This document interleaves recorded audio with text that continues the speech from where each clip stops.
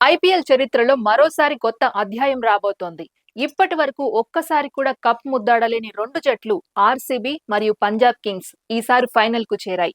ఫలితంగా ఈ సీజన్ లో ఓ కొత్త ఛాంపియన్ పుట్టడం ఖాయమైంది.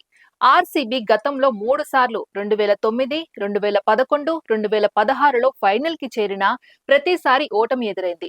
అటు పంజాబ్ కి కూడా ఇదే గతి. 2014లో తొలిసారి ఫైనల్ కి వచ్చిన కోల్కతా నైట్ రైడర్స్ చేతిలో ఓడిపోయింది.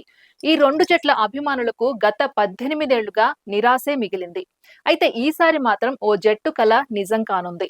ఓ జట్టు గెలిచి చరిత్ర సృష్టించబోతోంది. మరో జట్టు మాత్రం మరో ఏడాది వేచి చూడాల్సిందే. రెండు ఫామ్ లో ఉన్న జట్లే.